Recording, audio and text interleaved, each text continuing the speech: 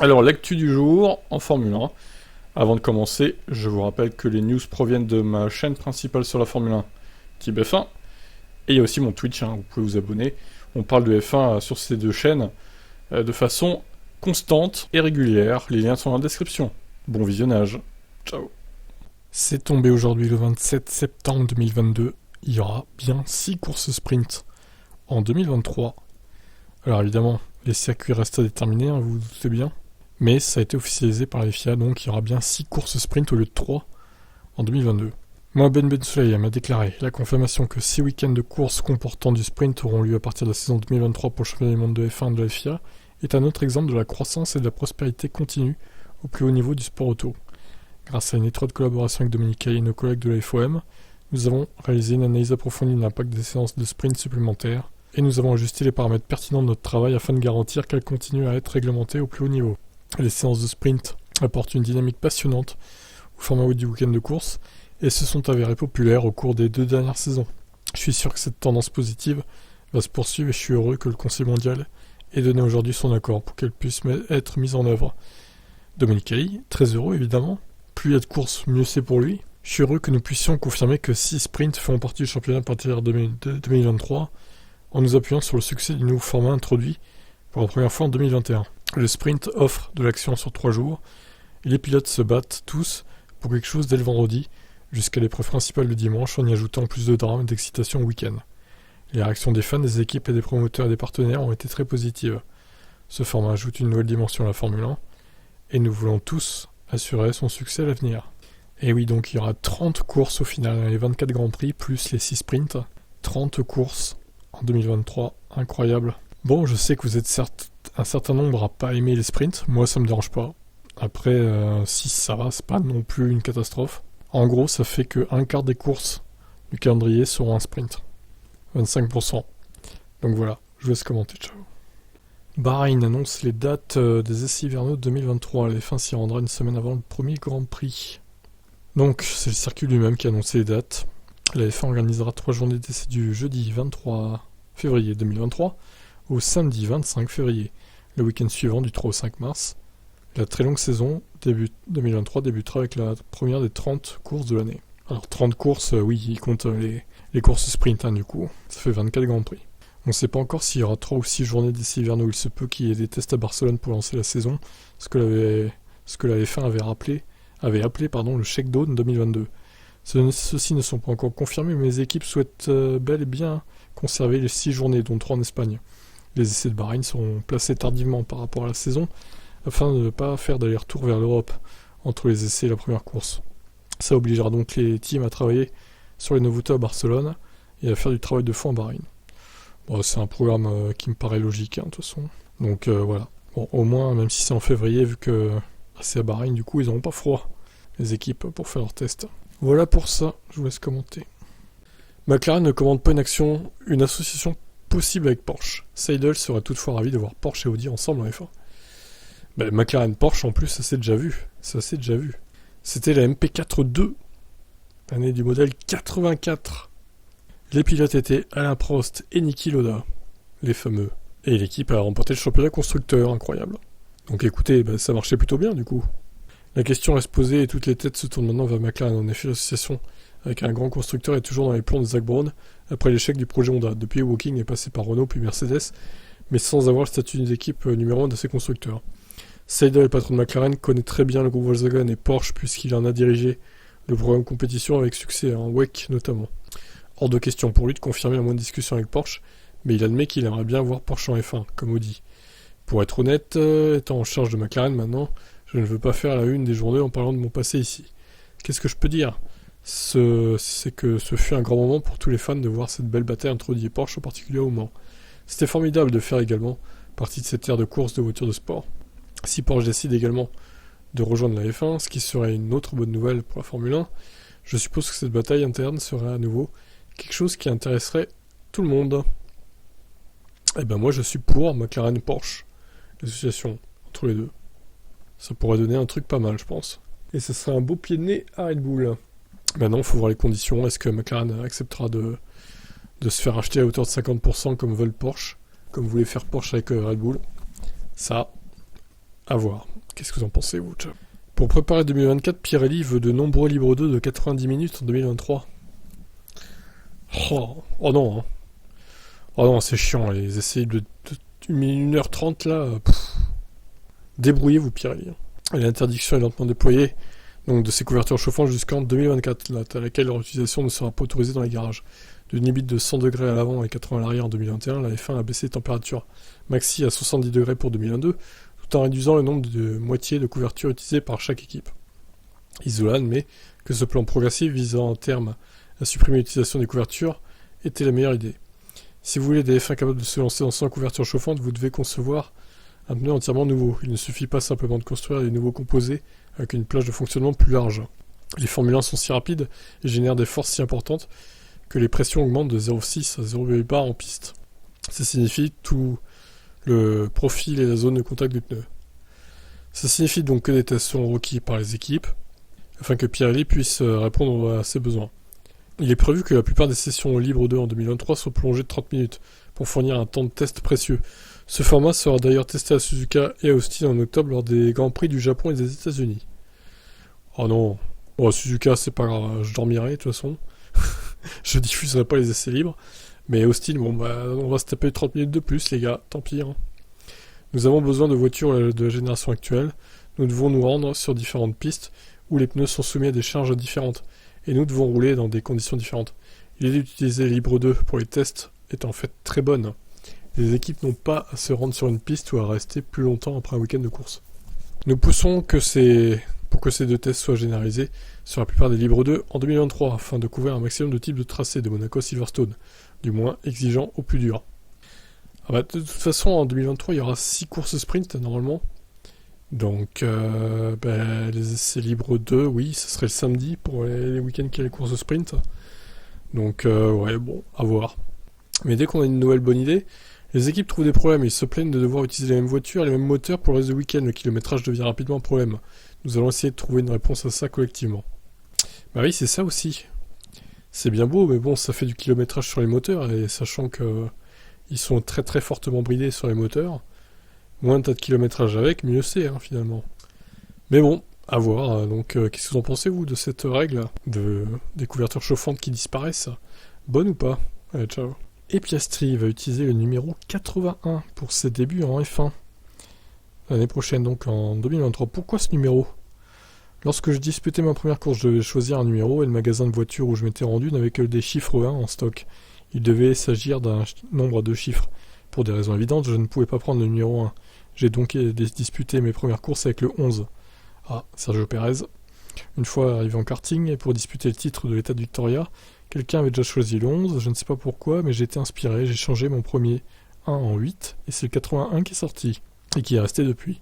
Avant de pouvoir utiliser ce numéro en 2023, Piastri devra au préalable effectuer une demande officielle, mais celui-ci n'ayant plus été revu en F1 depuis les 57, l'Australien sait qu'il n'a pas de quoi s'inquiéter a priori. Ça arrivera uniquement si personne d'autre obtient avant moi, mais je pense que mon choix est plutôt sûr. Ça devrait aller, oui. Donc voilà, la McLaren 2023, dessus il y aura le numéro 81 de Piastri du coup. Ça fait un gros chiffre hein, quand même. Allez, ciao ciao. Et Ross Brawn qui va se retirer significativement de la F1 à la fin de la saison. Terrible, Ross. Je vais me retirer de mon poste de manière significative, disons ainsi. Je continuerai à être disponible avec mon expertise, mais je ne serai plus responsable chaque jour. Ça signifie que je m'occuperai davantage de mes enfants et de mes petits-enfants, que j'irai pêcher davantage, et que je prendrai soin de mon jardin. Il y a eu différentes périodes, différents défis en F1. J'ai fait partie d'une équipe, puis j'ai eu ma propre équipe, puis j'ai travaillé pour le marketing et le sport. Ce sont toujours des tâches complètement différentes, et la pression était différente. Mais je me suis jamais ennuyé. Quand vous travaillez pour une équipe, ou quand vous dirigez la vôtre, cette tâche est incroyablement exigeante en termes de responsabilité si intense. À un moment, je n'en pouvais plus, les émotions sont si fortes, peu importe si vous gagnez ou perdez.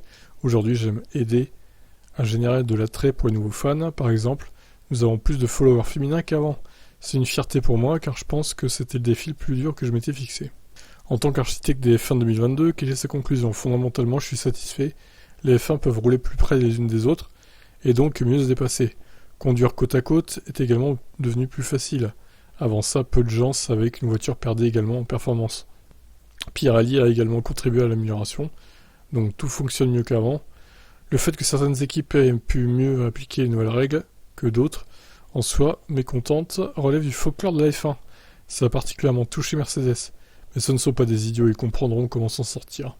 De même, c'est tout à fait possible que les meilleurs pilotes se distinguent plus, même s'il faudra un peu plus de recul pour le juger.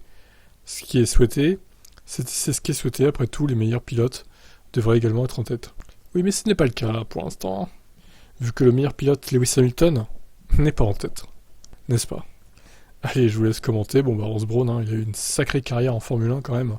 Il mérite, je pense, de se reposer, de pêcher, de s'occuper de son jardin, voilà. Merci pour tout, Ross. Allez, ciao. Briatore explique son nouveau rôle en Formule 1. Je peux apporter toute mon expérience et ses contacts partout sur le globe.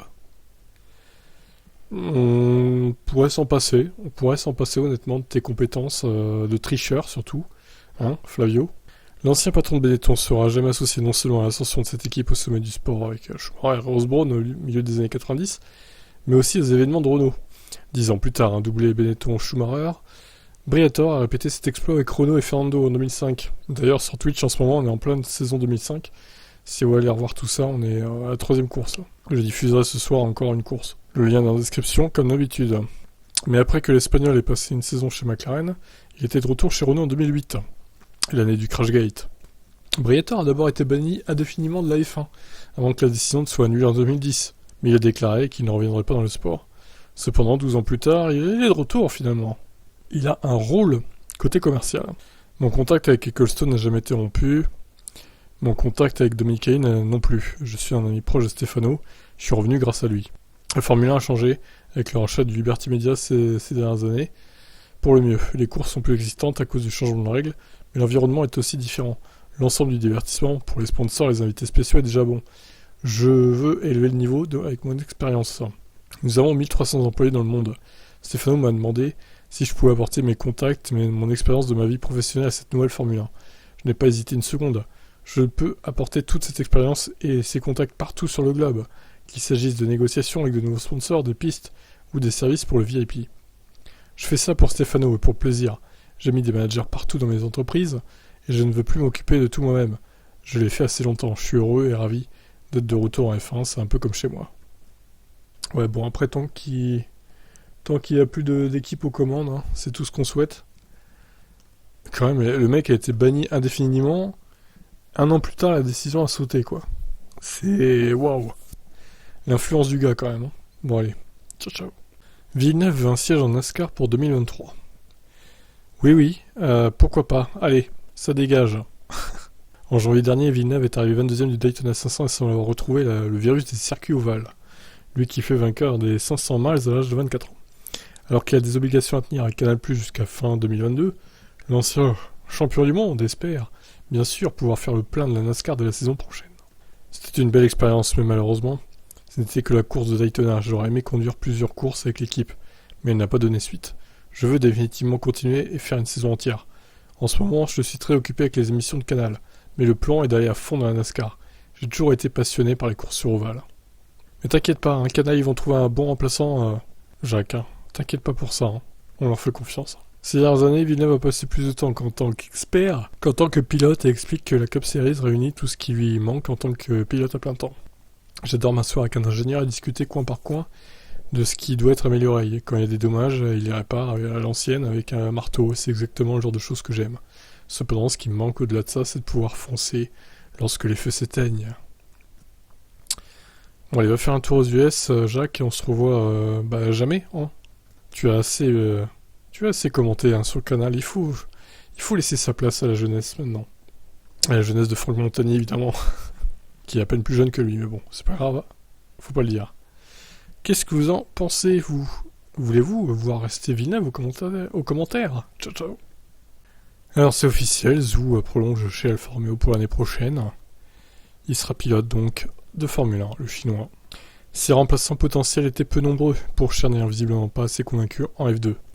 En effet, Frédéric Vasseur devait demander le titre au pilote français cette saison, mais Drugovich a déjà remporté la couronne.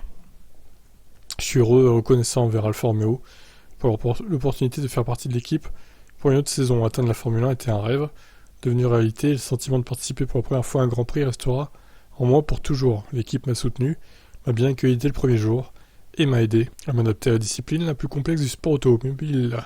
Je veux accomplir davantage en F1. Et avec l'équipe et le travail acharné que nous avons mis en place depuis le début de l'année, n'est que la première étape. Bon voilà, après il va se faire impressionner par Zou, machin, un truc. Voilà. On a compris l'idée, tout le monde est content, donc voilà. Bottas, Zou, on rempile pour 2023 chez Alfa Romeo. Mauvaise ou bonne décision, selon vous? Ciao. Alors, Hamilton évoque Verstappen. Tiens donc. Pas de respect mutuel, mais pas de rancune non plus. Hamilton confirme que, bien qu'initialement déçu par la F1 en raison des circonstances de Abu Dhabi 2021, il vise toujours le 8e titre. Ce n'est pas une obsession, mais c'est certainement au centre de mes pensées. C'est au sommet de la pyramide, et le travail effectué à la base de cette année consiste à remonter au sommet. Pour moi, mon défi personnel, je veux gagner un autre championnat du monde. Comme je l'ai dit, l'idée qu'aucun autre pilote n'a jamais dépassé 7 titres, c'est une source de motivation. Horner a récemment critiqué Hamilton pour son manque de considération. Il n'y a plus rien entre Max et moi. Max fait ce qu'il veut, a fait ce qu'il avait à faire l'année dernière. J'ai aucun problème avec lui. Il y a pas mal d'années entre nous, donc probablement hors de la voiture, il n'y a pas de respect mutuel qu'il peut y avoir entre les pilotes de cette génération qu'il connaît mieux.